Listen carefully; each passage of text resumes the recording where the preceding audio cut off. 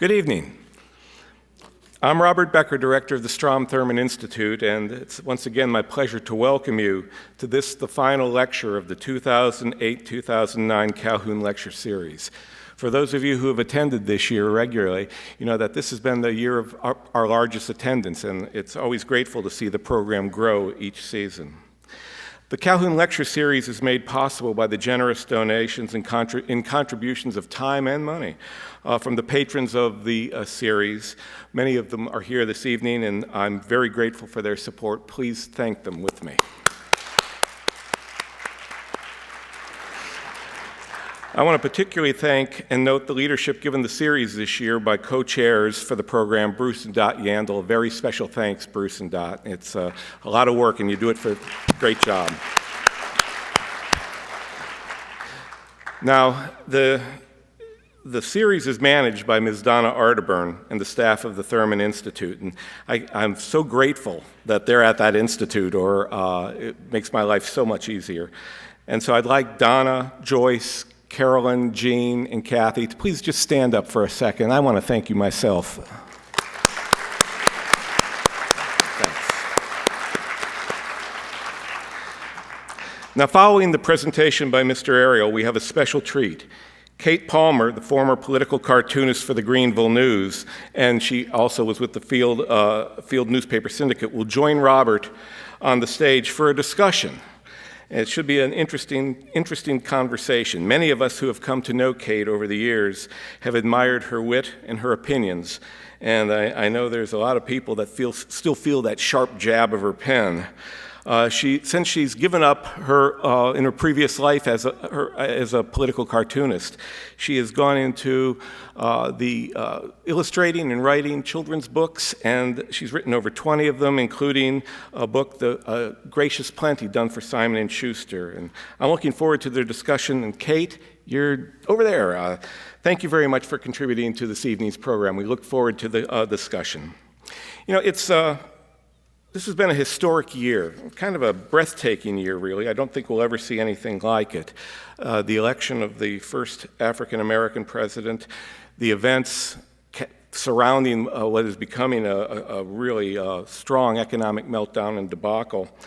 It's probably appropriate that we began this year's Calhoun series with a noted news figure and educator, Charles Bierbauer, and that we end this year's series with a national award-winning syndicated editorial cartoonist, Robert Ariail. You know, when you hear the phrase cartoonist, it really belies the effect, that instantaneous impact of a drawing, of a phrase, of a point of view. When I had the opportunity to talk to Robert for public radio, and we talked about the way he puts together the ideas, and I said, I really like the one that had Lincoln just smiling. And I said, not a word. And he said, they're the hardest, to catch everything with just an image for that moment. And Robert Ariail is the best at his art and has been so recognized. Since joining the state newspaper in 1984, Robert Ariail has won many national and regional awards for his work. The National Headliner Award, the National Society for Professional Journalism, their Sigma Delta Chi Award, the Overseas Press Club Thomas Nast Award, the Professional Society of Professional Journalists Green Eyeshade Award, great title. He's won it 5 times in 91, 97, 2001, 2004, and 2007. He's received awards from the South Carolina Press Association, and he's been a finalist twice for the Pulitzer Prize. That would be enough to get tenured almost anywhere. Robert's a Columbia native, a graduate of the University of South Carolina, and he's syndicated in over 600 newspapers nationwide and other publications. Over his 25 years of contributions through the state and others, such as the Christian Science Monitor, which he was just in yesterday, and Newsweek, Robert has established himself as a gifted commentator and provocateur, and I suspect much lies ahead. Please welcome Robert Ariail. Thank you, Dr. Becker. Thank you. It's a pleasure to speak to you tonight about editorial cartooning. And for those of you who have read the state newspaper these past 25 years, you probably know that on my cartoons, I go by my last name, Ariail. And if you were to Let me change the clicker here. If you were to read the letters to the editor section right below the cartoon, you'd see that I go by a few other names as well. And that's the way it should be on an editorial page, and specifically with editorial cartoons. There's something about the simple line drawings that can make one explode with anger or laugh out loud. The best editorial cartoons can get under your skin. They can tickle your funny bone, or they can grab you by the lapels and slap you around. Unlike the printed word, the editorials and columns that share the page, cartoons can evoke all number of emotions, and all this within just a few seconds of beholding them. While editorials can make strong, reasoned arguments with persuasive conclusions, they just don't have the same immediacy of reaction and impact as cartoons. As one comparison goes, the editorial writer has hundreds of pebbles, words, to throw at his target, while the cartoonist has just one rather large stone or rock. And while the writer's pebbles can have a cumulative effect, if the cartoonist is on target, the impact can be devastating. So what makes these rather crude devices, these cartoons, so evocative? What is it about art that moves us like nothing else? And in particular, these editorial images, this didactic art form that moves us and informs us and challenges our beliefs. I think the place to begin is with what I believe are the forerunners of modern editorial cartooning. They're the cave paintings of primitive man created over 10,000 years ago. Now, I apologize for this being in black and white. My technical skills just aren't up to snuff in taking color images off the web and then make them for display here. But if you've ever seen these before, I can tell you they're stunning in their use of colors, mostly reds and oranges and blacks and whites, derived from naturally occurring minerals and plants. And as you can see here, these early artists had quite a good eye and an uncanny ability to capture the form of these buffalo and deer and other game. So these are just pretty pictures of their ancient world, cave decorations for the home, perhaps? I don't think so. First of all, these paintings were not found near the cave's openings. They were in many cases discovered by accident. These first two images are from the famous caves of Lascaux, France, and they were discovered when a boy's dog fell into a hole in the ground that led to the remote chambers where these images are displayed. In some cases, you'd have to crawl on hands and knees to get there. So this leads many to believe that these were special mystical or religious sites reserved for sacred rituals. And were these drawings recreations or depictions of previous hunts? Maybe they were, but a lot of experts think they were more magical than that. Maybe they were drawn and painted to visualize the animals these people needed to eat to survive. It's thought that the act of creating these images in ritual gatherings would conjure up the animals, bringing them success in the upcoming hunts. So early man put great stock in these artistic creations, these magical drawings that were more than just decorations or representational art. These drawings had the power to help early man survive. There are many other examples of primitive art, too many to show tonight, but I've picked one that I've always been intrigued with. Back when I was in college, I took an art history course, and I loved it. I learned about the cave paintings and as well as the Egyptian art. And this is a bas-relief carving of King Amenhotep, also known as Akhenaten. As you can see, the form of his face looks rather cartoonish, distended jaw and nose and lips. It almost looks like a brutal caricature. No one knows for sure if he was disfigured or was this just actually a caricature of the king. And if it was the latter, I doubt the cartoonist got to carve any more like it. Some 3,000 years later, and with the aid of the printing press, cartoons make a comeback. And one of the most famous editorial artists of his time was Honoré Daumier of France. His caricatures of pompous politicians or just plain folk like this cleaning woman taking a nip were distributed widely on handbills. Before this, art was commissioned and enjoyed only by the church or the noble ruling class. Got a shadow here. The common man never had the chance to experience artwork or the printed word until the invention of the press. This new form of printed communication for the masses marched hand in hand with the growing democratic movements in Europe and in the American colonies. And this last one is a Daumier cartoon, really. It's not so much just a caricature. And in this one, it's about the equilibrium or balance of power in Europe. Daumier did a lot of work on military power and militarism in Europe during those days. This new form of printed communication for the masses marched hand in hand with the growing democratic movements in Europe and in the American colonies. The very first editorial cartoon published in America was this one, drawn, engraved, and published by Benjamin Franklin.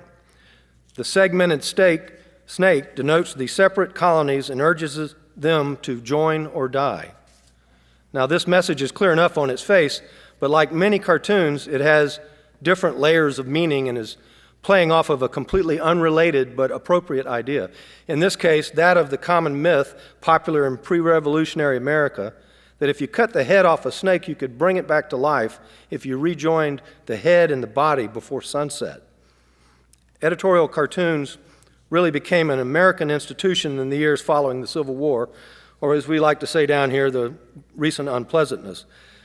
The figure who emerged as the most important cartoonist of those times was Thomas Nast. Widely considered the father of American editorial cartooning, Nast championed the common man and took on the corrupt politicians of his day through his cartoons for Harper's Weekly. His most famous target was a New York politician named William Marcy Tweed, or Boss Tweed, the boss of the corrupt Tammany Hall political machine. This cartoon, entitled Let Us Pray, P-R-E-Y, depicts Tweed and his cohorts as vultures preying on the corpse of New York. This one appears to have Tweed's body with a money sack for a head. It's called The Brains. Who Stole the People's Money? 'Twas Him is the title for this cartoon, with shows Tweed and his partners in crime passing the blame. Nast believed Tweed belonged in jail, and so he often depicted him in prison stripes. Indeed, later on, Tweed was jailed because of the relentless onslaught by, among others, Thomas Nast's work. He later escaped and was apprehended, as the legend goes, in Spain by a customs clerk who recognized Tweed by his caricatures that Nast had done. About Nast's cartoons on him, Tweed was quoted as saying, "I don't give a damn what they write about me. My constituents can't read. But stop those damn pictures." Nast invented many symbols or characters for his cartoons. Oops, I didn't change it. Like this one of the allegorical figure Columbia. She represented the people and the nation. Here she has a striking resemblance to Lady Liberty, and it is thought that Nast's depictions of Columbia influenced the look of the Statue of Liberty created some 20 years later. Uncle Sam, another of Nast's creations, represented the United States government. Here Uncle Sam is upbraiding Nast. I forget the entire story about this, but that's a self-caricature of Nast with Sam grabbing him by the coat.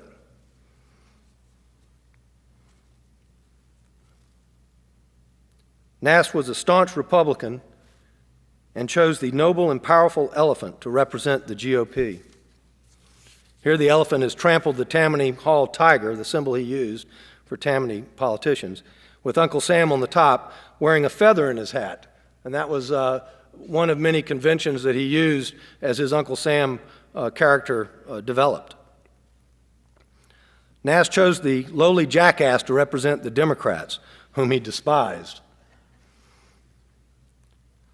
Here's Uncle Sam astride a snail labeled Congress for its slow movement towards reform.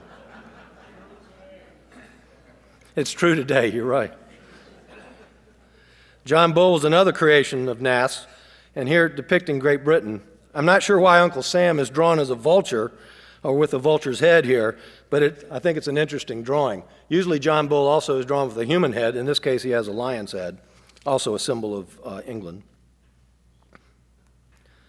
Nast was definitely bigoted, and it showed in his cartoons on the Catholic Church and Irish Catholic immigrants. Here he depicts Catholic bishops arriving on our shores as menacing alligators, their miters forming the alligators' open jaws. It's generally dismissed, but it makes you wonder if the term nasty comes from the hard-hitting cartoons of Thomas Nast. We also get our modern-day image of a fat and jolly Santa Claus from Thomas Nast. And this is Nast's self-caricature. Some say they think he used himself as an early model for his Santa character. At least the beard and mustache look somewhat similar. Now, jumping ahead to February 18th, 1891, this is the first edition of my newspaper, The State. The State was an ambitious name for the newspaper founded by the Gonzales brothers. They sought to blanket the entire state of South Carolina with news coverage, and they were taking on their nemesis, Ben Tillman. The image of our state tree with the state seals resting at its base makes for an interesting and unusual masthead. The image implies the word at Palmetto, as in the Palmetto State, as we are known. Here, this is an early cartoon by Brantley Smith at the State, and he uses the same imagery as in the masthead to make his point. It's a hit on the state dispensary system and another target of the crusading Gonzales brothers, which they sarcastically called the Great Moral Institution, or GMI as it's labeled on these whiskey barrels. And this is actually the first cartoon published in the state newspaper and in South Carolina for that matter. And it shows Governor Tillman walking a fraying tightrope labeled Personal Influence while balancing the state dispensary on his head. The caption reads, "Will the rope hold?" It was also drawn by Smith. And commenting on this new use of cartoons in a newspaper, the Beaufort Gazette said, "The state has introduced a new feature into journalism in this state, namely cartoons on local issues." It then goes on to describe this cartoon and concludes with all respect to the marketability of the editorials of our two leading dailies, it may be said that good cartoons would perhaps wield as great an influence in shaping issues. They would reach many who never read editorial columns. That's my kind of an editor. This was the last cartoon to be drawn by Brantley Smith in the state newspaper. It depicts Coleman Blease, another nemesis of the state newspaper and the Gonzales, as a vulture with its pinions labeled dispensary, grafters, ignorance, race prejudice, lawlessness, injustice, class prejudice, and demagogy. All of these labels had been used previously in the editorials the Gonzales brothers had written, but the impact of drawing Coley Blease as a vulture hovering over South Carolina was too much. Apparently the cartoon backfired, and Blease possibly gained sympathy votes after the cartoon was run, and he won the election for governor. Another side story about this is that the Gonzales were really hands-on publishers, and they usually knew everything that was going on with their newspaper. But the editors had failed to show them this cartoon, and the Gonzales brothers did not see this cartoon until it was published the next morning in the state newspaper, so they were rather shocked by it. And Brantley Smith wasn't fired, but he later left pretty soon afterwards and never drew cartoons for the state again.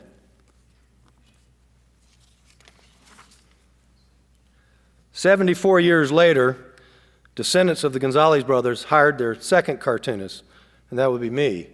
And when I was hired by one of the descendants of the family that owns the paper, and Ben Morris said, now don't do anything that surprises me. And I really never knew what that meant until I read the history of the state newspaper and found out that the Gonzales brothers had been surprised by that Brantley Smith cartoon.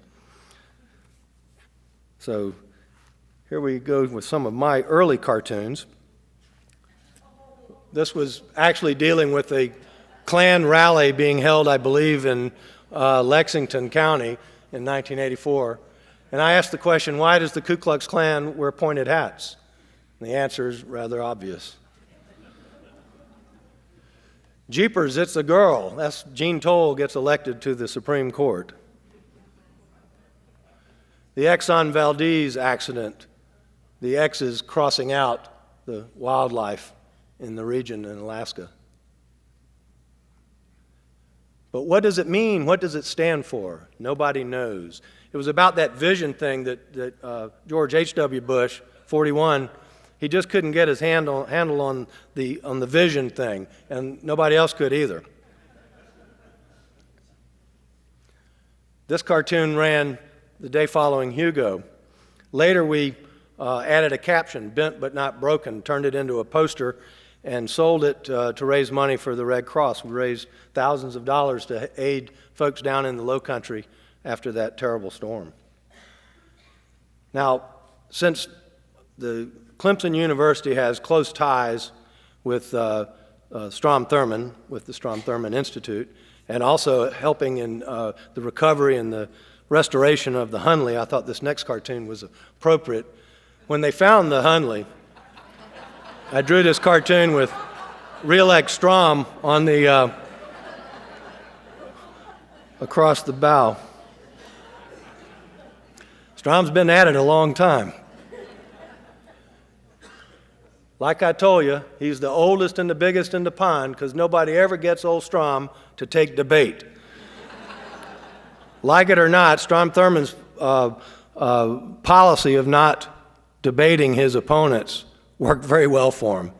And that was Elliot Close who was running against him, and he couldn't get him to go to engage him in a debate. Strom wouldn't give him equal playing field on a stage. I drew this at the beach. I was on vacation, but I had to mark the passing of the legendary Strom Thurmond. And here's St. Peter's saying, "As a matter of fact, Senator, we do have a lot of pretty angels up here."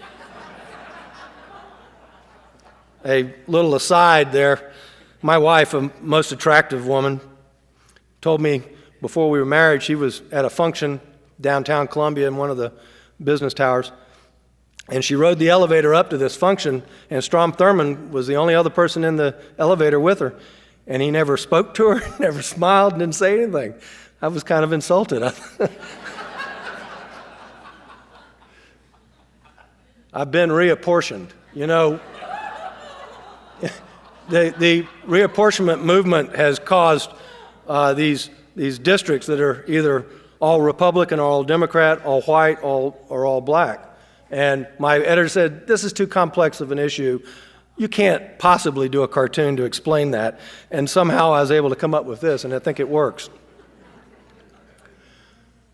I think it's time they started testing for bacteria. You know, Myrtle Beach has this ongoing problem with the stormwater runoff and the bacteria levels rising down there. So here I have a bunch of amoebas and other organisms doing their thing at the beach. Gone with the Women. This is when the First Lady entered the Citadel, using a movie motif as the hook for the cartoon, as in Gone with the Wind, only reversing the roles. And then this is the Citadel Bulldog, somewhat embarrassed by the feminization of the Corps.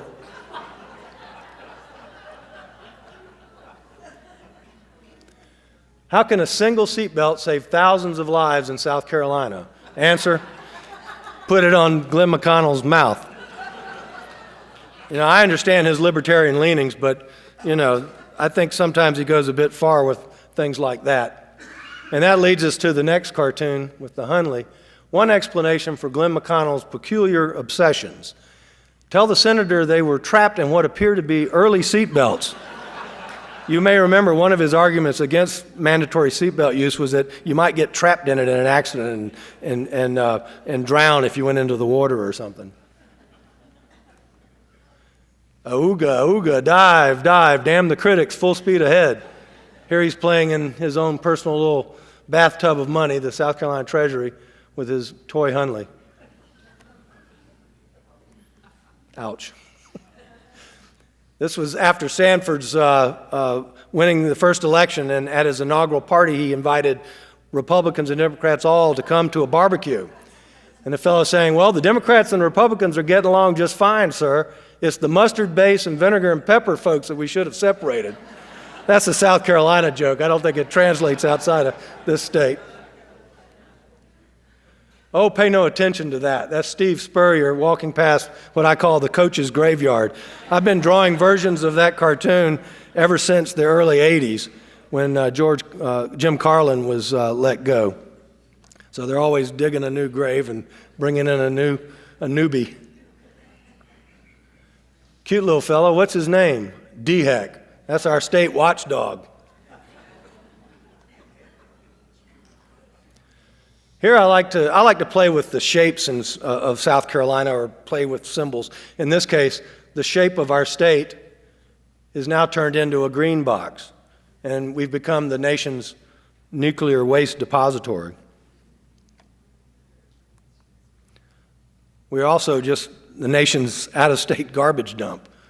Here the palmetto tree is supplanted by the trash can with the bags of trash on it.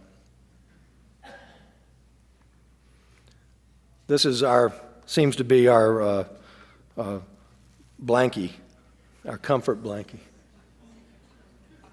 for many. And the Confederate flag has been a source of a lot of cartoons for me. This one, add, subtract, multiply, and divide, I think states it fairly clearly.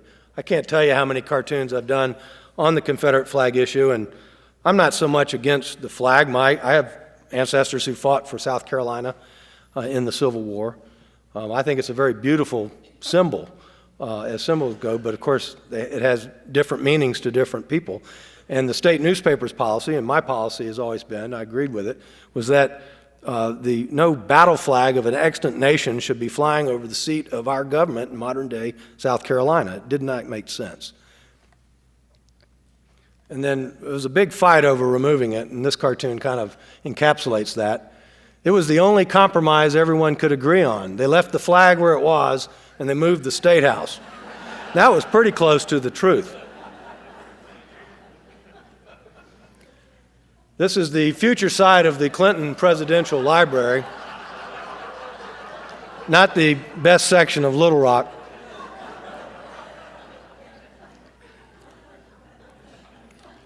Here's one of those cartoons without words, which Dr. Becker spoke of. That I think they're the most difficult to do, but they're so effective. I think it's effective. Here, during the impeachment process that went on, of course, the Republicans wanted to hang him from a high branch, and the Democrats wanted to do it on a lower branch where it wouldn't have much effect. And then Clinton came out with his memoir, and you've got fiction, nonfiction, and depends on what the meaning of fiction is.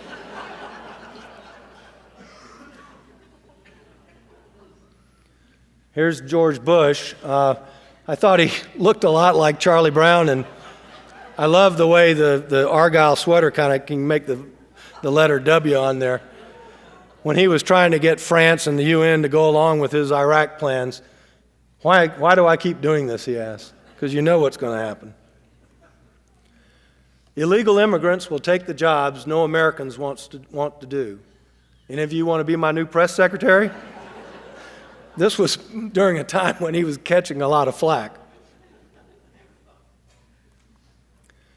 And this is a cartoon, it's another take on a movie from The Christmas Story. You may remember this scene.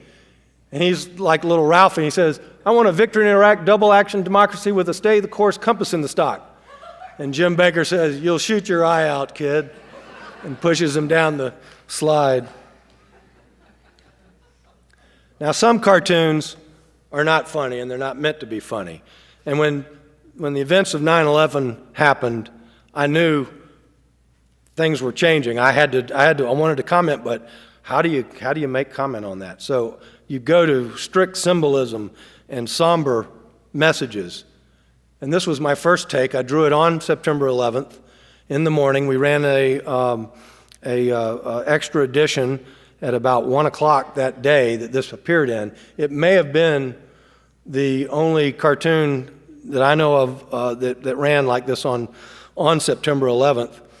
One thing that happens sometimes in editorial cartooning is that all of us as cartoonists are dealing with sometimes just the same bunch of imagery. And in the case of New York, the Statue of Liberty is a great symbol for the city as well as for America. And she was obviously witness to what happened. And I think there was 24, 25 or more cartoonists who did the same or similar take on that event. But I believe mine may have run first, but they're all within the same news cycle. Then I also drew this on September 11th. Sure, we were taken aback, as shown in the first cartoon, but now Uncle Sam is showing he's rolling up his sleeves and wants to go after something. We just didn't know who exactly we were going after. And then a day or so later, there was a famous photograph taken at Ground Zero of the folks raising the flag, and I likened it to Iwo Jima, with everybody pitching in to help raise the flag. Sort of a, we will come back from this tragedy and this horrible attack. Now this brings us up to some of my recent cartoons. Here, back in early '08, Hillary Clinton hanging on there to the wing of Obama's plane. It's not too late. You can still be my co-pilot.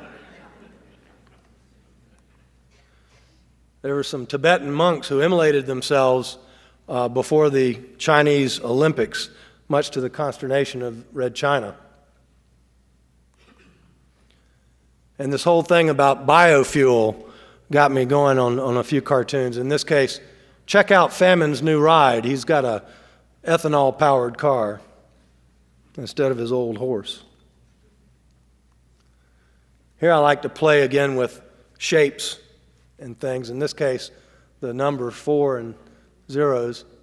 The fellow creates a bicycle and rides off when gas was $4 a gallon.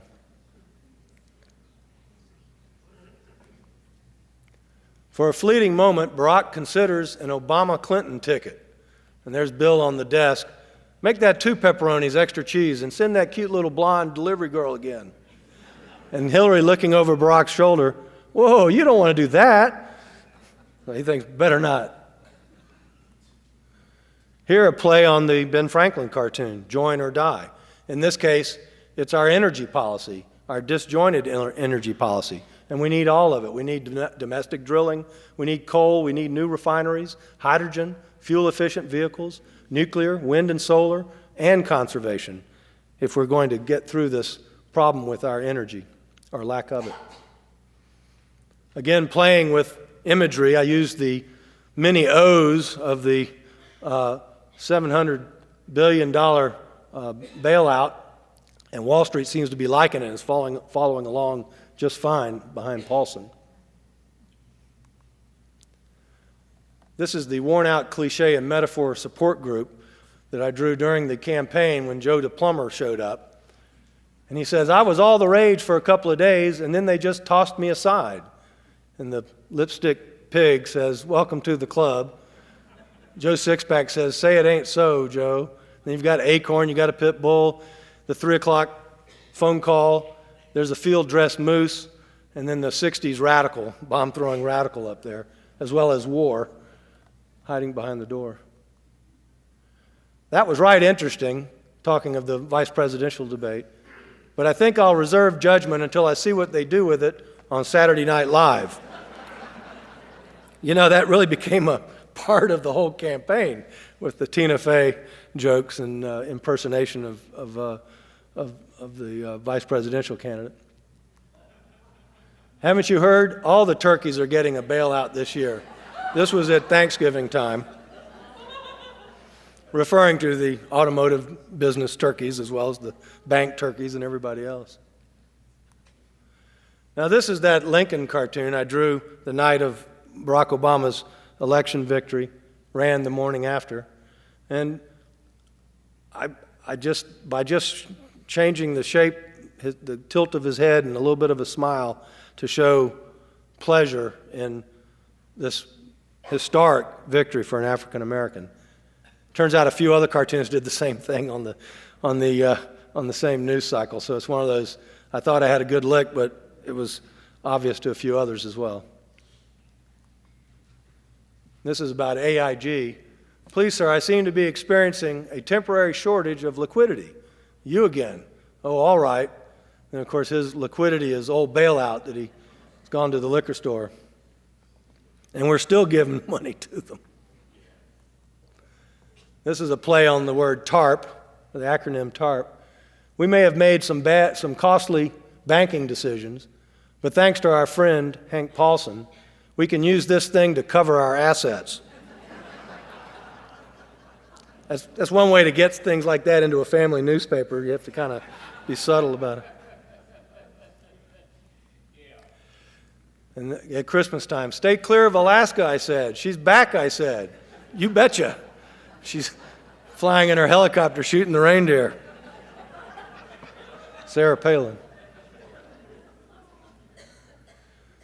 You know, they talked about Messiah, Barack Obama being the Messiah. That was ridiculed as that. But walking on it's one thing. Not getting any of it on him, that's the miracle coming out of Chicago. I mean, particularly with everything that went on afterwards with Blagojevich and Senator Burris now. And this is a play off of what Bush had said about Putin earlier. He looked into his eye and he saw his soul. And then after the Iraqi threw the shoe at President Bush, he says, I looked the people in the eye and I got a sense of their souls. His approval rating was pretty much at an all-time low at that point. You know, Bernanke kept lowering the rates until it was virtually zero, taking all the weights off the bar, and the economy still couldn't seem to lift it. This is hopeless. Now, this was in this year, early this year, the transition to the new administration, using one of the buzzwords of the time. Think of it, the economy, as being shovel ready. Here, Obama's stimulus service has come to give the economy a jump start. Uncle Sam's ready for my jump start, but there's no engine.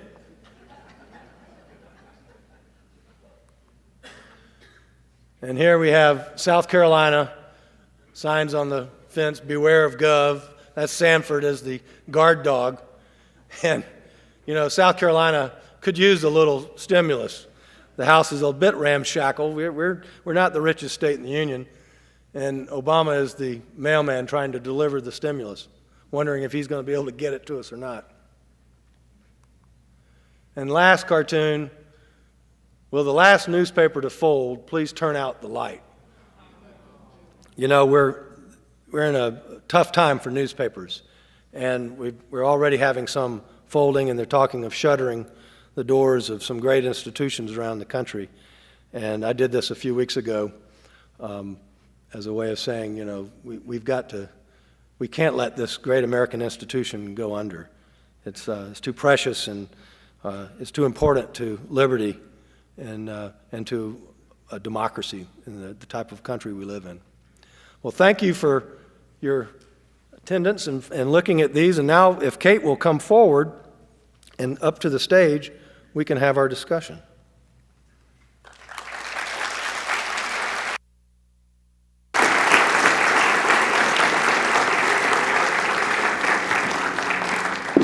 Thank you.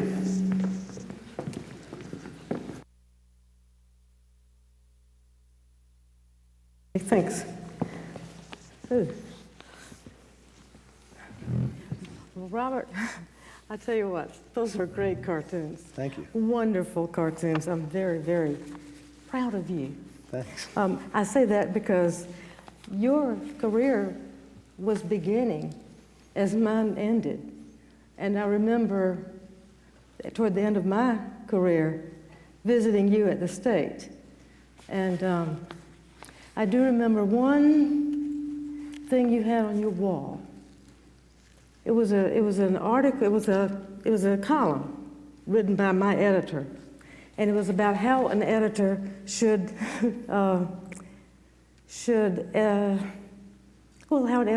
treat a cartoonist or edit a cartoonist. And it was just beautiful. He said exactly the right things. And you know, you rightly had it on your wall. And I said, Robert, he doesn't believe that. He doesn't live by it. You know, he knows all the right stuff to say. He just didn't do it. So I like to say that I, left the Greenville News for health reasons. The newspaper got sick of me.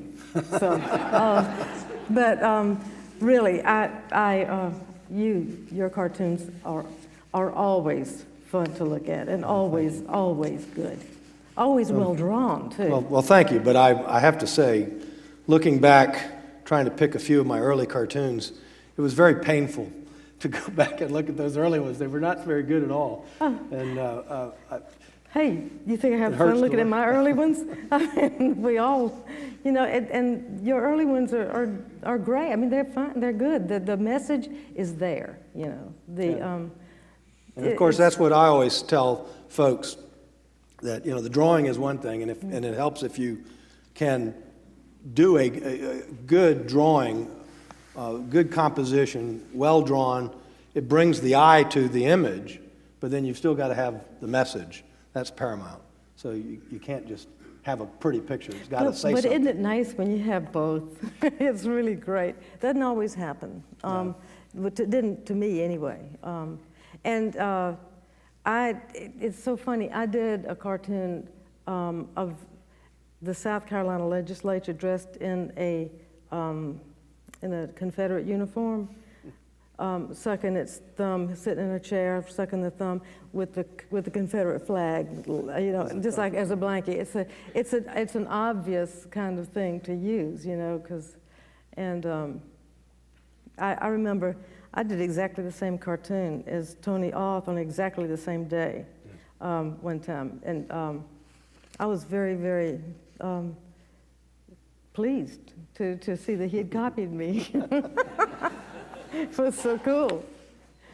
But, I remember a cartoon that you did, Kate, that was about newspapers. And I don't know if you did it as something that you could use when you gave us a talk or not, but in place of the words, the copy on the page, or the editorial on the left, where the cartoon would be on the right and the letters below that, she drew pictures. And she'd have this real hoity-toity, kind of stuck-up looking editor for the editor, you know, very serious on the and left-hand side of the self-aware. page. Yeah. And then the cartoonist going, you know, that stinks. And then a bunch of different faces for the different types of letter on the writers. left-hand side of the page, they always had the official opinion. Exactly. The official newspaper opinion, which was reached by a group of people, hence the editorial we. You know, we, the editorial board, believe this and such and this and such, and usually it's really pretty boring to read. But the people who sign their work, the editorial cartoonists, the columnists, the letters to the editor, they get a little bit more wild and crazy with what. Yes, they do. And sometimes they're, you know, some newspapers made the cartoonists agree with the policy, and others did Fortunately, I never had to do Yeah. that. And my situation is for the last few years has been fantastic. I'm pretty much given free rein to do whatever idea I want. Occasionally, we may coincide on the same day on the same idea and agree on it. If there's ever a problem where I don't agree with what they're saying, we decide to do them on different days, and That's that what way we we did. don't hit ourselves coming and going at the same time. But why they allow me that privilege, and not every cartoonist gets it, so I'm lucky in that effect, but I've always maintained that a signed editorial cartoon is no different than a column, where you have the mug of the columnist and it's signed, and it's your opinion, it's not the opinion of the newspaper. And everybody knows that the column is not the opinion of the newspaper, but people do tend to get it mixed up. They, you know, that your cartoon is also the opinion of the newspaper. Right. And sometimes it is, and sometimes it isn't. And sometimes it is. But Exactly. it's a university of ideas on an editorial page, and I think that's what makes for good editorial pages. You have a lot of different ideas out there from which the readers can take in and then decide how they feel about an issue by seeing what everybody else has to say about it. That's right. I used to get a lot of phone calls. Do you get phone calls? And emails now. And, Email. That was before emails. But I still answer my phone, and you never know what you're going to get when you answer it. Do people say, "I can't believe you answered your own phone"? Sometimes, but usually they just launch into a tirade about Yeah. whatever it was that I had done to offend them. And I try to let them know, well, it's just a cartoon, and there'll be another one tomorrow, and maybe you'll like that one better. And It would get to the point where I would say, please cuss. Because my editor always told me if they cussed at me, I could hang up on them. That's right. But if they didn't cuss, You gotta sit I there had and to endure listen to them. Yeah. Of course, another type of call are the folks that want to give you ideas. Oh, yeah. Oh, yeah. And while over the years, I have gotten some pretty good ideas, some pretty usable ideas, but a lot of folks have, it may be a good idea, but they can't seem to encapsulate it, which is part of the difficulty of creating a cartoon, is you got to distill all this into one little blurb, one little thought.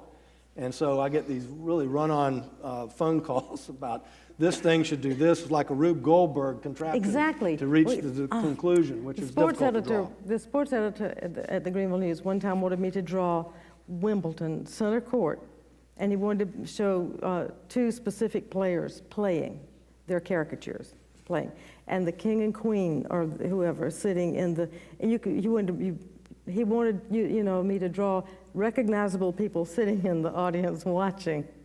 And I said, you'd need like 3 newspaper pages to actually draw that. It would be so big. Yeah. But that's exactly right. They have the idea, but the picture. It's hard to put it all down in one frame of a cartoon. That's true. You know, one thing I wanted to mention, and I didn't get to it in the talk, was H.L. Mencken, the famous journalist from Baltimore Sun, was talking about newspapers, the role of newspapers. And he said the role is to comfort the afflicted and afflict the comfortable. And I always remembered that. And I think it really goes double for editorial cartoons. You know, champion the little guy, go after the pompous politicians and the big shots and those that are making trouble for us. Well, exactly. Well, if you have power, we go after the people who have power. We don't go after powerless people. At least that's always been my thing. I mean, absolutely. You don't go after poor people. You go after the ones who can hurt you. You know, the people who have power, politicians, people who my publisher one time got some mean letters from some people in his country club about some stuff I was doing. Oh, yeah. And just sent the letters to me, like I didn't know what that meant. What was that a sign of? You know, did he want me to make restitution or somehow, or I just ignored him. Well, that's going to always happen, particularly in the South, I think. You know, it's the good old boy network, and they're going to go to the publisher first. Yeah, don't mess with my country club friends. Yeah. But yeah, it was. You know, a lot of with the newspapers dying out, really. I mean, faster than you can possibly imagine.